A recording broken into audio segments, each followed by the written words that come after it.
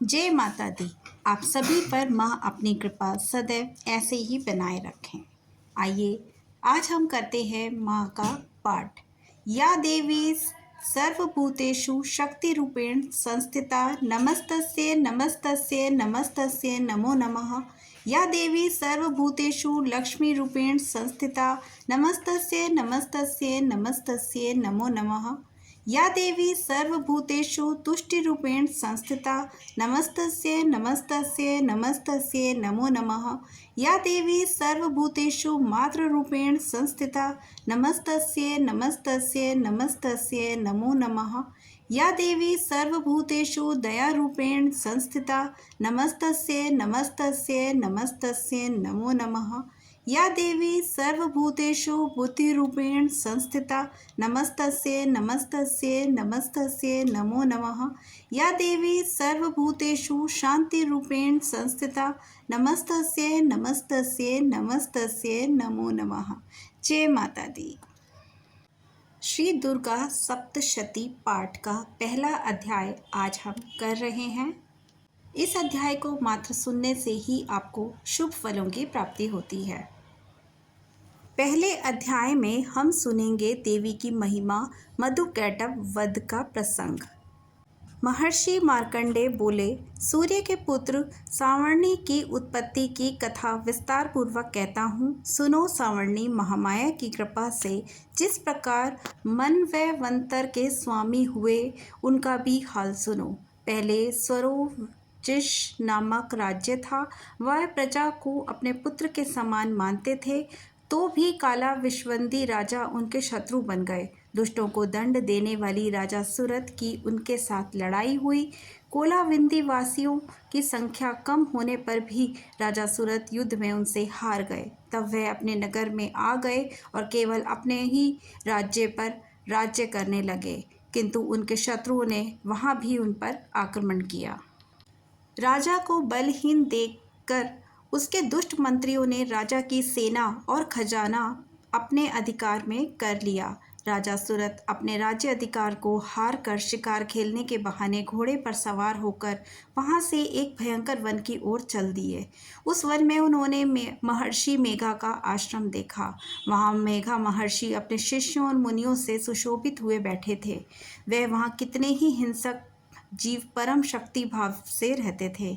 राजा सुरत ने महर्षि मेघा को प्रणाम किया और महर्षि ने भी उनका प्रणाम उचित सत्कार किया। राजा सुरत महर्षि के आश्रम में वह कुछ समय तक ठहरे। अपने नगर की ममता के आकर्षण से राजा अपने मन में सोचने लगे, पूर्व काल में पूर्वजों ने जिस नगर का पालन किया था, वह आज मेरे हाथ से निकल गया। मेरे दुष्ट एवं दुरात्मा मंत्री मेरे नगर की अब धर्म से रक्षा कर रहे होंगे या नहीं। मेरा प्रधान हाथी, जो कि सदा मद की वर्षा करने वाला और शूरवीर था, मेरे वैरियों के वश में होकर न जाने क्या दुख भोग रहा होगा। मेरे आज्ञाकारी नौकर भी मेरी कृपा से धन और भोजन पाने से सदैव सुखी थे और मेरे पीछे पीछे रहते थे, पर अब निश्चय ही दुष्ट राजाओं का अनुसरण करते होंगे और मेरे दुष्ट एवं दुरात्मा मंत्रियों द्वारा व्यर्थ ही धन को व्यय करने से संचित हुआ भी मेरा खजाना एक दिन अवश्य ही खाली हो जाएगा। इस प्रकार वे बहुत सी बातें सोचते हुए निरंतर दुखी रहने लगे। एक दिन राजा सुरत ने महर्षि मेघा के आश्रम के निकट एक वैश्य को देखा। राजा ने उससे पूछा, भाई तुम कौन हो? यहाँ तुम्हारे आने का क्या कारण है और तुम मुझे शोकग्रस्त अनमने से दिखाई दे रहे हो, इसका क्या कारण है? राजा के यह नम्र वचन सुनकर वैश्य ने महाराज सुरत को प्रणाम करके कहा। वैश्य बोला, राजन, मेरा नाम समाधि है। मैं धनियों के कुल में उत्पन्न एक वैश्य हूँ। मेरे दुष्ट स्त्री पुत्रादियों को लोभ से मेरा सब धन छीन लिया, मुझे घर से निकाल दिया। इस तरह मैं दुखी होकर इस वन में चला आया हूँ और यहाँ रहता हूँ। मैं इस बात को भी नहीं जानता कि अब मेरे घर में इस समय सब कुशल है या नहीं। यहाँ मैं अपने परिवार का आचरण संबंधी कोई समाचार भी नहीं पा सकता कि वह मेरे घर में इस समय कुशल पूर्वक हैं या नहीं। मैं अपने पुत्रों के संबंध में यह भी नहीं जानता कि वे सदाचारी हैं या दुराचार में फंसे हुए हैं। राजा बोले, जिस धन के लोभी स्त्री पुत्रों ने तुम्हें घर से निकाल दिया, फिर भी तुम्हारा चित्र उनसे क्यों प्रेम करता है? वैश्य ने कहा, मेरे विषय में आपका ऐसा कहना ठीक है, किंतु मेरा मन इतना कठोर नहीं। यद्यपि उन्होंने धन के लोभ में पड़कर पितृस्नेह को त्याग कर मुझे घर से निकाल दिया, तो भी मेरे मन में उनके लिए कठोरता नहीं आई। हे महामते, मेरा मन फिर भी उनमें क्यों फंस रहा है, इस बात को जानता तो मैं भी नहीं हूँ। मेरा चित्त उनके लिए दुखी है, मैं उनके लिए लंबी लंबी सांस ले रहा हूँ। उन लोगों में प्रेम नाम को भी नहीं है, फिर भी मैं ऐसे निस्नेहियों के लिए मेरा हृदय कठोर नहीं है। महर्षि ने कहा, हे ब्राह्मण, इसके पश्चात महाराज सुरथ और वह वैश्य दोनों महर्षि के समीप गए और उनके साथ यथा योग्य न्याय संभाषण करके दोनों ने वार्ता आरंभ की। राजा बोले, हे भगवान, मैं आपसे एक बात पूछना चाहता हूँ, सो आप कृपा करके मुझे बतलाइए। मेरा मन अधीन नहीं है, इससे मैं बहुत दुखी हूँ। राज्य धनादिक की चिंता अभी तक मुझे बनी हुई है और मेरी यह ममता अज्ञानियों की तरह बढ़ती जा रही है। और यह समाधि नामक वैश्य भी अपने घर से अपमानित होकर आया है। इसके स्वजनों ने ही इसे त्याग दिया है। स्वजनों से त्यागा हुआ भी यह उनसे हार्दिक प्रेम रखता है। इस तरह हम दोनों ही दुखी हैं। हे महाभाग, उन लोगों के अवगुणों को देखकर भी हम दोनों के मन में उनके लिए ममता जनित आकर्षण उत्पन्न हो रहा है। हमारे ज्ञान रहते हुए भी ऐसा क्यों है? अज्ञानी मनुष्यों की तरह हम दोनों में यह मूर्खता क्यों है? महर्षि मेघा ने कहा, विषम मार्ग का ज्ञान सब जंतुओं को है। सबके लिए विषय पृथक पृथक होते हैं। कुछ प्राणी दिन में ही नहीं देखते और कुछ रात को भी, परंतु कई जीव ऐसे हैं जो दिन और रात दोनों में देख सकते हैं। यह सत्य है कि मनुष्यों में ज्ञान प्रधान है, किंतु केवल मनुष्य ही ज्ञानी नहीं होता, पशु पक्षी आदि भी ज्ञान रखते हैं। जैसे पशु पक्षी ज्ञानी होते हैं, वैसे ही मनुष्यों का ज्ञान है। जो ज्ञान मनुष्यों में वैसे ही पशु पक्षियों में है और अन्य बातों में दोनों में एक जैसी ही पाई जाती हैं। ज्ञान होने पर भी इन पक्षियों की ओर देखो कि अपनी भूख से पीड़ित बच्चों की चोंच में कितने प्रेम से अन्न के दाने डाल देते हैं।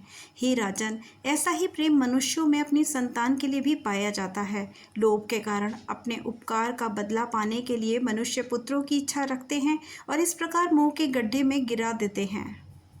भगवान श्री हरि की जो माया है, उसी से यह संसार मोहित हो रहा है। इसमें आश्चर्य की कोई बात नहीं है, क्योंकि भगवान विष्णु की योग निद्रा है। यह महामाया ही तो है जिसके कारण संसार में जकड़ा हुआ है मनुष्य। यही महामाया भगवती देवी ज्ञानियों के चित्त और बलपूर्वक खींचकर मोह में डाल देती है और उसी के द्वारा संपूर्ण जगत की उत्पत्ति होती है। यही भगवती देवी प्रसन्न होकर मनुष्यों को मुक्ति प्रदान करती है। यही संसार के बंधन का कारण है तथा संपूर्ण ईश्वर की भी स्वामिनी है। महाराज सूरत ने भगवान से पूछा, भगवान, यह देवी कौन सी है जिसके आप महामाया कहते हैं? हे ब्राह्मण, यह कैसे उत्पन्न हुई? उसका क्या कार्य है? उसके चरित्र कौन कौन से हैं? प्रभु, उसका जैसा प्रभाव हो, जैसा स्वरूप हो, वह सब ही कृपा करके मुझे बताइए। मैं आपसे सुनना चाहता हूँ। महाराज मेघा बोले, राजन, वह देवी तो निस्वरूपा है, जिसके द्वारा यह संसार रचा गया है। तब भी उसकी उत्पत्ति अनेक प्रकार से होती है, वह सब आप मुझसे सुनो। वह देवताओं का कार्य सिद्ध करने के लिए प्रकट होती है, उस समय वह उत्पन्न हुई कहलाती है। संसार को जलमग्न करके जब भगवान विष्णु योग निद्रा का आश्रय लेते हैं, शेष शैया पर सो रहे थे, तब मधुकैटभ नाम के 2 असुरों ने उनके कान के मैल से प्रकट होकर श्री ब्रह्मा जी को मारने के लिए तैयार हो गए। श्री ब्रह्मा जी ने जब उन दोनों को अपनी ओर आते देखा तो उन्होंने देखा कि भगवान विष्णु योग निद्रा का आश्रय लेकर सो रहे हैं। वह उस समय श्री भगवान को जगाने के लिए उनके नेत्रों में निवास करने वाली योग निद्रा की स्तुति करने लगे। श्री ब्रह्मा जी कहने लगे कि हे देवी, तुम ही स्वाहा, तुम ही स्वधा और तुम ही विष्टकार हो। स्वर भी तुम्हारे ही स्वरूप हैं, तुम ही जीवन देने वाली सुधा हो। नित्य अक्षर प्रणव में अकार, उकार, मकार, इन तीनों में माताओं के रूप में तुम ही स्थित हो। इसके अतिरिक्त जो बिंद पथ अर्ध मात्रा है, जिसका कि विशेष रूप से उच्चारण नहीं किया जा सकता, हे देवी, वह भी तुम ही हो। हे देवी संध्या सावित्री परम जननी तुम ही हो। तुम इस विश्व को धारण करने वाली हो। तुमने ही इस जगत की रचना की है। तुम ही इस जगत का पालन करने वाली हो। तुम ही कल्प के अंत में सबको भक्षण करने वाली हो।